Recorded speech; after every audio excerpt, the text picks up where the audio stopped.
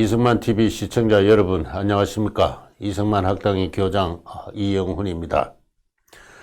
오늘날 이 나라는 정치, 경제, 사회 모든 방면에서 위기입니다. 언제 가시화할지 모를 잠재적 위기의 상황이라고 하겠습니다. 지난 1998년 외환 지급불능의 국가부도 사태를 맞이해서 전 국가 경제가 심각한 위기를 경험했습니다. 그 유사한 파국이 조만간 엄습할지 모른다는 위기감이 우리 한국인 모두를 우울하게 만들고 있습니다. 한국 경제는 활기를 잃은 지 오래입니다. 기업의 투자가 위축되고 있습니다. 영세 자영업의 몰락이 심각합니다. 청년 실업은 더욱더 심각한 상황입니다. 정부는 이 모든 결과를 충분히 예측할 수 있는 악성의 분배지향의 규제 일본도의 정책을 고집하고 있습니다.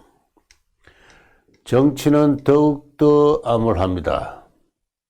우리 대한민국의 자유시민은 2년 전에 대통령의 탄핵이라는 엄청난 정치적 변고를 경험했습니다. 그 일을 회고하면 지금도 정신이 혼미합니다. 대통령이 무슨 큰 잘못을 저질렀는지, 과연 뇌물을 받았는지가 확실치 않을 뿐더러 설령 그렇다 치더라도 그만한 것이 국가 원수를 탄핵하는 사유가 되는지도 납득할 수 없습니다. 탄핵에 성공한 세력은 그들이 정치적으로 승리했다고 믿고 있습니다. 그것으로 충분하다고, 정당하다고 소리치고 있습니다. 탄핵이 판결되는 날 국민의 절반은 축배를 들었지만 나머지 절반은 비통의 눈물을 흘렸습니다. 국민의 마음은 갈기갈기 찢어졌습니다.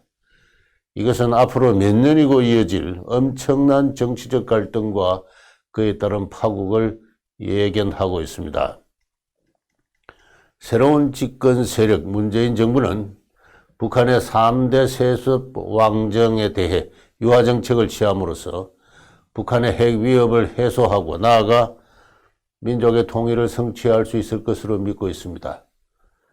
우리 민족끼리라는 슬로건이 이념과 체제의 차이에서 발생하는 갈등과 대립을 봉쇄할 수 있을 것으로 낙관하고 있습니다. 그것은 철저히 미신이고 환상입니다. 그들은 대한민국의 건국에 저항하거나 비판한 정치 세력의 계보를 잇는 사람들입니다. 그들은 1980년대까지만 하더라도 한국의 민주주의와 자립적 국가경제 성립을 비관하면서 폭력적인 민족혁명을 추구한 세력입니다. 그들은 이 나라가 선진경제의 반열에 진입하고 사회주의 국가체제가 실패하자 그들의 혁명 노선을 평화통일의 구호로 위장하여 그들의 정치적 영향력을 키웠습니다. 드디어 집권에 성공한 그들은 장년에 걸친 그들의 꿈을 실현하려고 서두르고 있습니다. 그 결과 이 나라의 앞날에 어떠한 재앙이 기다리고 있을지 우리는 두려운 마음입니다. 저는 역사가로서 긴 역사의 관점에서 이 나라 작금의 위기 상황을 조망합니다. 그것은 결코 낯설거나 새로운 현상이 아닙니다. 예부터 쭉 있어 왔으며 드디어 우리를 두렵게 할 만큼 가시화했을 뿐입니다. 위기의 근본 원인은 다름 아니라 자유와 독립의 정신, 그 이념의 결여입니다. 자유는 무엇입니까? 여러분은 자유에 대해서 얼마나 생각해 본 적이 있습니까? 대다수 한국인은 그에 대해서 배운 적도 생각한 적도 실천한 적도 없는 것이 자유입니다. 자유와 독립은 남의 간섭과 압박을 받지 않은 상태를 말하지는 않습니다. 제 말하고 싶은 대로 언론하고, 제 쓰고 싶은 대로 출판하고, 제 모이고 싶은 대로 집회하고, 제 믿고 싶은 대로 신앙한다고 자유인이 되는 것은 아닙니다. 그것은 법으로 규정된 자유의 형식이고 요건일 뿐입니다. 자유와 독립의 진정한 정신은 근로하고 저축하고 분업하고 교환하고 경쟁하고 개방하고 통상하는 것입니다. 자유와 독립은 결국은 문화입니다. 조그마한 마을에 갇혀서 크든 작든 어느 나라의 국경 안에 갇혀 있어서는 그래서 바깥 세상을 알지 못하고 다른 지방과 다른 민족과 다른 나라를 배척하고 그에 적대하는 인간이라면 진정한 자유인이라 할 수 없습니다. 자유는 본시 세계를 향한 모험이요, 세계를 무대로 한 통상이요, 세계와 경쟁하는 학문과 과학입니다. 이 같은 자유의 사상을, 자유의 정신을 맨 처음 깨닫고 자유의 깃발을 높이 올린 사람은 우리의 건국 대통령 이승만이었습니다. 1904년 한성 감옥에서 청년 이승만이 독립정신이란 책을 저술하여 동포에게 전달한 자유와 독립의 정신이 조금 전에 제가 말씀드린 그것입니다. 이 조선이 어떻게 해서 곧 숨이 넘어갈 지경이 되고 말았는가? 자유와 독립의 정신을 몰랐기 때문이다. 수백 년 동안 문호를 걸어 잠그고 제 것만 제일인 줄 알아서 우물 안의 깨구리처럼 넓은 세상을 알지 못하였기 때문이다. 그렇게 수구고식하는 가운데 학문이 막히고 지식이 퇴보하고 시장이 위축하고 생산이 후퇴하고 도덕이 타락하고 거짓말이 난무하고 드디어 서로 먹고 먹히는 아수라의 세상이 되고 말았다. 청년 이승만이 일찍이 설파한 그 자유와 독립의 정신을 아직도 대다수의 한국인은 알지 못하거나 그에 적대적입니다. 그래서 위기는 잠복한 상태에서 쭉 있어 온 것입니다. 최남선 선생이 통탄하였습니다. 이 민족은 망하는데도 실패했다고 했습니다. 이 말이 무슨 말입니까? 1910년 대한제국이 일본 제국에 병합되고 말았습니다. 왕과 백성이 힘을 합해서 단합해서 마지막 순간까지 격렬하게 저항하다가 드디어 힘이 붙여서 힘이 다해서 쓰러진 것은 아닙니다. 충격이 가해지자 왕실은 왕실대로, 양반은 양반대로, 서민은 서민대로 흩어지고 말았습니다. 그래서 최남성 선생이 망하는데도 실패했다고 한 것입니다. 제 힘으로 망하지 않았으니 무엇 때문에 망했는지 알 수가 없는 것입니다.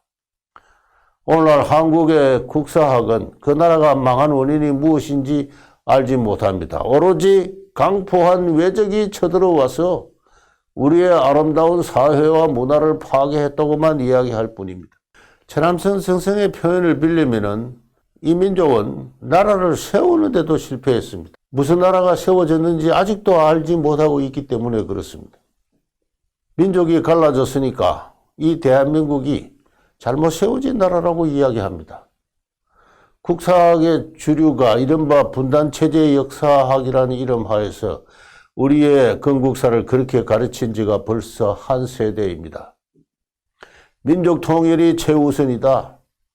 민족은 영원하다. 자본주의니 공산주의니 하는 이념은 일시 출렁이는 파도에 불과하다. 그러한 요설로 이 나라의 건국을 저주했던 정치가를 높이 받들고 있습니다. 누군지는 이야기 안 해도 다 잘 아실 것입니다. 공산주의는 우리가 갈 길이 아니다. 다시는 헤어날 수 없는 구렁텅이에 빠지고 만다. 살아있는 남한만이라도 우선 건강을 보존한 다음 북한에서 공산 세력을 몰아낼 일이다 라고 주장한 우리의 건국 대통령 이승만은 지금까지 갖은 욕설과 음해의 대상이 되어 왔습니다. 자유와 독립을 알지 못하는 대한민국의 정신사는 그리하여 여전히 조선시대에 머물러 있습니다. 그래서 최남선 선생이 이야기한 그대로 망하는데도 실패한 그 위기가 다시 닥치지 않으리라는 보장이 어디에도 없다고 하는 것입니다. 한나라의 정치와 지성이 자국의 건국사를 부정하고 비판한다면 그 나라는 이미 망한 것이나 다를 바 없습니다. 그래서 위기는 오래전에 발생했으며 성숙해 왔다. 그렇게 이야기할 수 있는 것입니다. 여러 나라의 역사를 공부하면은 야만과 문명의 시대를 구별하기가 쉽지 않은 가운데 야만과 문명이 오랫동안 공존해왔음을 알게 됩니다. 문명 시대의 상징으로서 국가가 성립했다고 하나 야만의 상단, 곧 부족 사회의 특질을 여전히 공유합니다. 역사의 어느 단계에서 문명의 수준이 치솟아 올라 그 부족 사회의 특질에서 완전히 해방됩니다. 인간 사회가 부족적 상징으로부터 탈피하여 과학과 합리의 이성의 세계로 진입합니다. 그런 문명사적 경험을 한 나라가 바로 오늘날의 선진국입니다. 종교개혁 이후의 서유럽이죠. 막번 체제하에 건세의 일본도 그러합니다. 그렇지만 저는 한국사에서 이러한 문명사적 고양, 야만의 상단으로부터의 최후의 탈출, 그러한 경험은 없거나 불완전했다고 생각하고 있습니다. 그로 인한 정신문화의 지체가 지난 20세기의 한국사를 관통하였습니다. 20세기에 전개된 근대화의 역사는 대다수 한국인에겐 무임승차의 역사였습니다. 나라가 망하는데도 제 힘으로 망하지 않았고 나라를 세우는데도 제 힘으로 세우지 않았기 때문에 그렇습니다. 근대 문명의 법, 제도, 기구는 일제와 함께 이 땅에 이식되었습니다. 그러한 역사임에도 불구하고 이 나라가 지난 70년간 커다란 성취를 이룩한 것은 이승만과 박정희 대통령으로 이어진 창조적 소수, 그들의 권위주의 정치가 나라를 올바로 세우고 올바로 기틀을 잡았기 때문에 그렇습니다. 다시 말해 자유와 독립의 정신으로 나라를 세우고 경영하였던 것입니다. 그럼에도 불구하고 한국인이 역사로부터 물려받은 지체되고 왜곡된 정신사회에는 큰 진전이 없었습니다. 이제 결론을 말하겠습니다. 작금의 우리를 우울하게 만드는, 우리를 두렵게 만드는 위기의 근원에는 역사와 함께 오래된 야만의 상단에 뿌리를 둔 종족주의가 오롯이 자리 잡고 있습니다. 종족주의는 근대과학의 합리적인 정신세계와는 거리가 멉니다. 종족주의의 정신은 샤머니즘과 토테미즘의 바탕을 둡니다. 종족주의의 사회는 미신과 거짓말로 이루어집니다.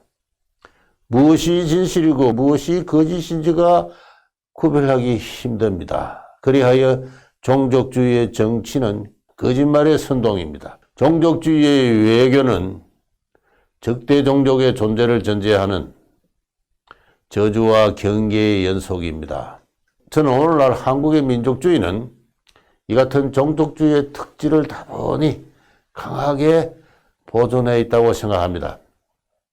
인간은 감정의 동물입니다. 어느 국가든 민족주의나 국가주의로부터 완전하게 자유롭지는 않습니다.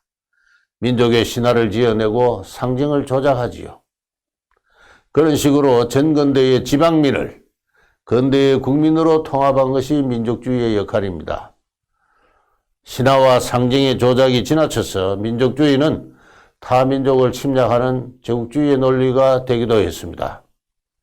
그러한 역사적 경험을 거친 이후 오늘날 미국, 서유럽, 일본과 같은 선진국에서 민족주의는 옛 이야기가 되고 말았습니다. 그렇지만 민족주의는 역사적으로 정근대의 신분제나 왕정체제를 부정하고 민주주의와 공화주의를 고양하는 긍정적인 역할을 수행했습니다.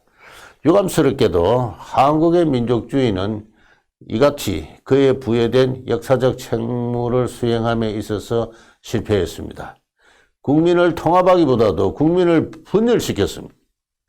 국가의 정통성을 고양하기보다도 그것을 깎아내리는 데 몰두하였습니다. 한국의 민족주의는 선진국의 민족주의가 수행한 국가와 국민의 건전한 통합이라는 최소한의 역할을 감당하지 못했습니다. 그것은 한국 민족주의의 바탕을 이루는 종족주의의 특질 때문에 그렇습니다. 한국의 종족주의는 그 국제 감각에 있어서 불균형적입니다. 일본에 대해서는 무한정 적대적인 반면 중국에 대해서는 이해할 수 없을 만큼 관대합니다. 중국 정부가 중국에 진출한 한국 기업에 대해서 누가 봐도 부당한 조치를 노골적으로 자행해도 분노할 줄 모릅니다. 중국의 최고 지도자가 한국은 원래 중국의 일부였다고 해도 무덤덤하게 지나치고 맙니다. 후진 중국입니다. 후진 중국을 마치 세계를 리드하는 강대국으로 착각하고 대우하고 있습니다. 500년간 중국을 아버지의 나라로 섬긴 조선 왕조가 남긴 문화적 유전자일지도 모릅니다.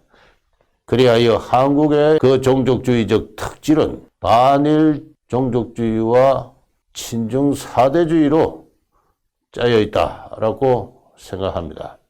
이승만 TV는 앞으로 반일 종족주의를 고발하고 비판하고자 합니다. 우리 한국인이 알고 있는 일본 지배계의 역사가, 그에 대해서 무한히 분노하는 감정이 얼마나 비과학적인가, 실제 사실과 동떨어진 것인가, 우리 문화에, 우리 정신사에 잠복해 있는 샤머니즘과 토테미즘에 근거한 것인가를 샅샅이 해부하고 비판할 것입니다.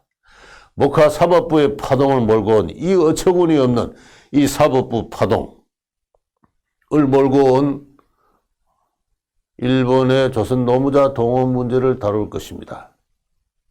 수많은 조선 청년이 일본군에 자원 입대하였던 그 시대의 실태를 있는 그대로 전달할 것입니다.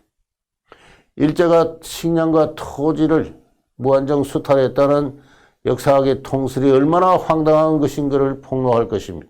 지난 26년간 일본과의 외교를 파행으로 이끈 일본군 위안부 문제가 실은 당시의 공창제도와 얼마나 밀접한 관련을 지니는 것인지를 숨기지 않고 지적할 것입니다.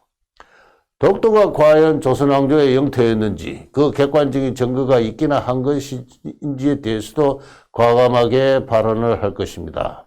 우리는 우리가 다루는 주제에 어떠한 터부도 인정하지 않습니다. 우리는 자유민주의 나라로서 사상과 학문의 자유를 보장받고 있습니다. 우리는 그것을 믿고 나아갈 것입니다. 우리는 대중의 분노를 두려워하지 않습니다. 진정 두려운 것은 이 나라의, 이 민족의 종족주의적 정신세계가 결국은 이 나라를 실패로 몰아가고야 말 그 다분한 개연성의 위기, 바로 그것입니다. 이것을 극복하지 않고서는 이 나라의 정치와 경제가 안정되지도 못할 뿐더러 높은 수준으로 선진화하는 것은 불가능한 일입니다. 앞으로 진행되는 강의에 있어서 시청자 여러분의 적극적인 비판과 건설적인 토론을 부탁드립니다. 적극적인 비판과 건설적인 토론은 불감총 고소원입니다. 이승만 TV는 열린 마음으로 그에 적극 대응할 것입니다. 시청자 여러분의 적극적인 성원을 바람하지 않습니다. 감사합니다.